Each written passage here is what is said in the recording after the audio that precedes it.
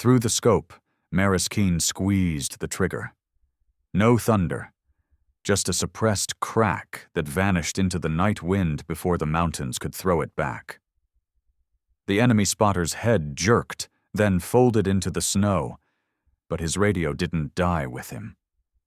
When his chest rig slammed into the ice, the push-to-talk button jammed, locking his mic in open transmit. Static hissed quietly into the dark. A few seconds later, another radio on the same net keyed up. Someone miles away pressing their own transmit. Not from this ridge. A calm, distant voice in Russian. "O nas здесь." A breath. Then, in careful English, "You're her." They weren't speaking to her. They were confirming she was real. Staff Sergeant Maris Mara Keane didn't smile, didn't tense. She just breathed the way Gideon Hale taught her. 2 counts in, 4 counts out, long before his name was erased from every U.S. military personnel record. She was 28, 5 months into deployment at Observation Post Kestrel, an isolated listening station carved into the Koran Mountains of eastern Namar Province. A place where insurgents, mercenaries, and foreign intelligence units stalked each other's ghosts more than they fired bullets. For the past week, Maris had watched this valley like it was alive, tracking wind channels, convoy rhythms, thermal signatures, and radio pulses bouncing off glacier rock. Her SIGINT set, half standard issue, half built from Gideon's notes, couldn't decrypt enemy comms, but it could flag frequency hops, RF fingerprints, and rangefinder pulse patterns. Tonight it caught something impossible. Not someone reacting to a gunshot. Someone recognizing her by it, the way she fired, the tight timing between shots, a distinct ballistic drop only a few rifle setups produced, and a short-range RF spike from her laser rangefinder, an old trick Gideon taught her, a digital fingerprint no one else should have known. 2 days earlier, inside a briefing room still smelling of burnt coffee and CLP oil, Ridgeview Gorge lit up the projector. 3 U.S. patrols ambushed in 6 weeks. 18 dead. Captain Riker's voice stayed level. "Enemy sniper commander, ex-military, moves ridge to ridge like he owns them. He's taken more of our soldiers than any roadside bomb in this province. Find him, end this." No one volunteered, except Maris. Her Barrett MRAD rested across her knees.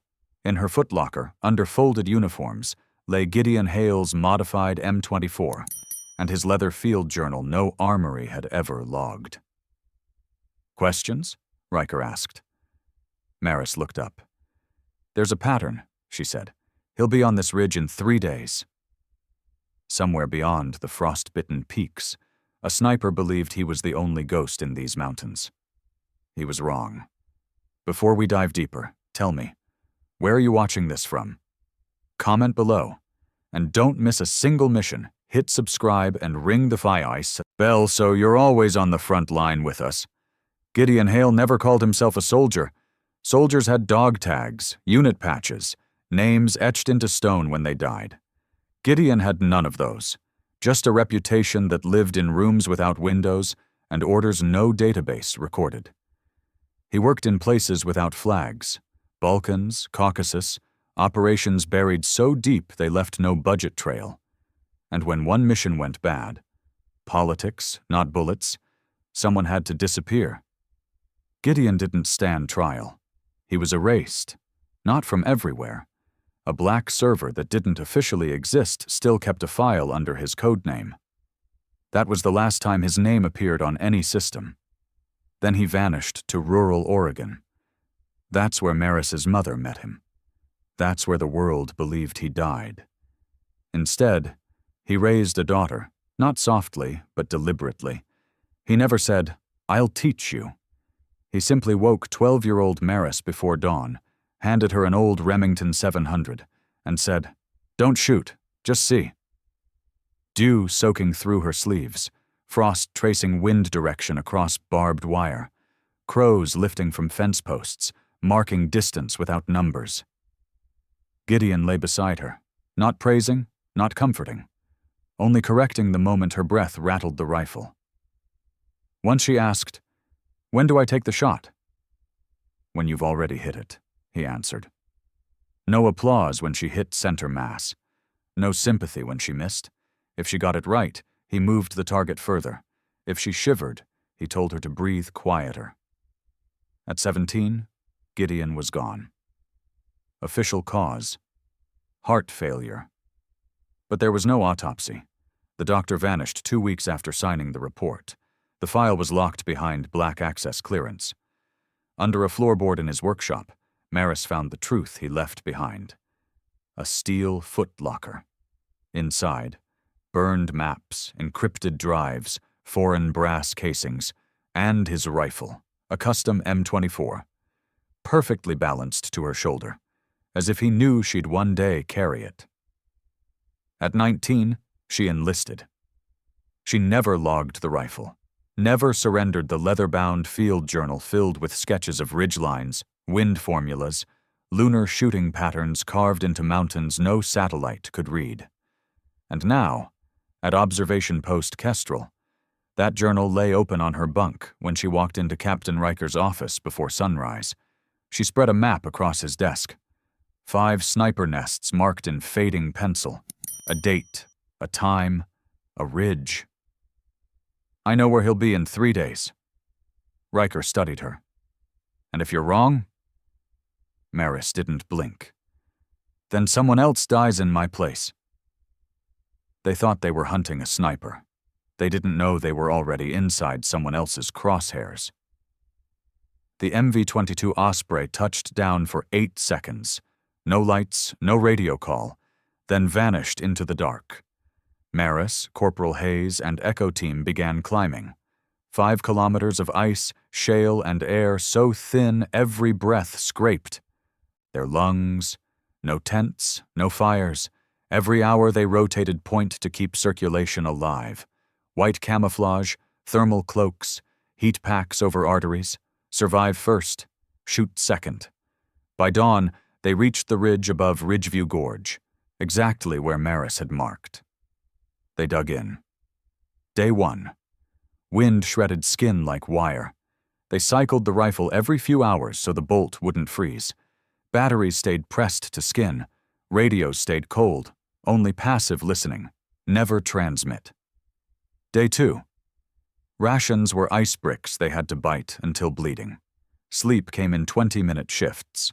One watched the valley, one watched the rear slope, one listened for RF pulses bouncing off the mountains.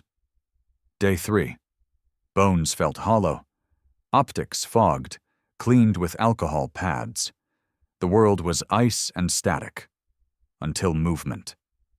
2 figures. Opposite ridge, not insurgents. 2 controlled, sniper and spotter, but instead of aiming at the road below, they unfolded a directional antenna, sweeping the valley in slow, deliberate arcs. Searching. Not for targets, for a signal. Hayes' receiver crackled softly. Not decrypted speech, just flagged Russian call signs and unencrypted brevity codes their SIGINT tool was trained to recognize. One faint transmission pulsed through the headphones. Do not engage. If the ghost fires, record-bearing. Confirm she exists. Hayes swallowed. 886 meters. Wind 4 west. But why aren't they aiming at the convoy? Maris lowered her eye to the scope. Because they're not here to stop it. Below them, engines rumbled. Convoy entering the gorge, exactly on schedule. Too perfect. Too clean. Hayes' voice shook. What if he's already watching us? He is, Maris said. He's waiting for us to move first. The sniper across the ridge lay prone, not aiming at soldiers below, but angled toward their ridge. Right at them. Hayes whispered. Do we take the shot? Maris didn't answer immediately. The stock was cold against her cheek. Breath steady. Every instinct screaming both yes and no. If I don't, she said, they'll walk away thinking I'm a myth. She adjusted 1/2 mil. And if I do, they'll never stop hunting me.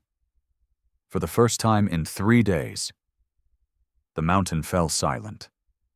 The spotter was still breathing when Maris pulled the trigger. First shot. Muted recoil. Suppressed muzzle blast. The cold, thin air swallowed most of the sound. The bullet hit center mass. His armor caught it, but the impact knocked him flat. As he hit the ice, the push-to-talk button on his radio jammed deeper, mic locked open, transmitting static into the ether. The sniper beside him didn't dive. He didn't even flinch. Why would he? This ridge was supposed to be a blind spot. No U.S. firing line, no drones, no artillery arcs. He scanned the valley, not the mountain behind him. He was hunting ghosts below, not the one above. Second shot. Maris adjusted a fraction left. Steadier breath. Trigger press. The round shattered his right shoulder. Rifle spun across the snow. He remained alive, stunned, still unable to locate where death was coming from. Hayes whispered, "He'll relocate." "No," Maris said. "He doesn't know where to run." There was no visible muzzle flash. Suppressor and snow wrap caught it. The mountain wind scattered the sound. The sonic crack bloomed near the target, not where she lay. To him, it was as if the air itself had teeth. The spotter gasped, blood fogging his mic. His stuck radio continued to transmit, static, wind, his ragged breath. Then another station keyed the same frequency. Calm, distant, Russian. "Докладывайте. Цель появилась или нет?" Report. "Has the target appeared or not?" He tried to answer. Could only choke. Third shot. Bolt. Breath. Press. The round slipped through the collar seam of his vest, straight into the heart. Silence. Not peace, just absence. The radio stayed open. Snow whispered over two bodies. Then, another transmission. Different voice. Controlled. No panic. Cel подтверждена. A pause. In English, target confirmed. They weren't calling for help. They were acknowledging proof. They hadn't come to win. They had come to witness. Hayes stared at the radio. "They're not even scrambling units." "They don't need to," Maris said. "Command already knows what happened." Engines in the distance. JLTVs. Too soon for a normal response. Hayes blinked. "QRF? Already? No one radioed?" "Riker moved them forward last night," Maris said. "Closer than protocol. He gambled on us being right." Headlights crawled through the gorge, chains gripping ice. Hayes lowered his rifle. "So, it's over?" Maris rose slowly, slung her MRAD across her shoulder. Eyes stayed on the ridge where the bodies lay. "No," she said. "Someone sent them. Someone will come to collect what's left." She stepped back from her scope for the first time in hours. "Police your brass. Wipe your prints. We were never here." The mountain said nothing. But somewhere, radios were already carrying her name.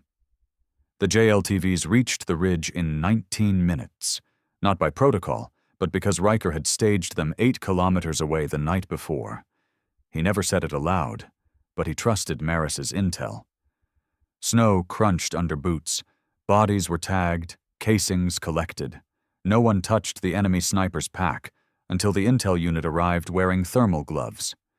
Inside was not a map, not paper. A military-grade SSD, still faintly warm. Someone had carried it close to a body under a cold-weather vest. A field intel specialist fed it into an air-gapped reader. The screen flickered to life. Not enemy plans, not ambush routes.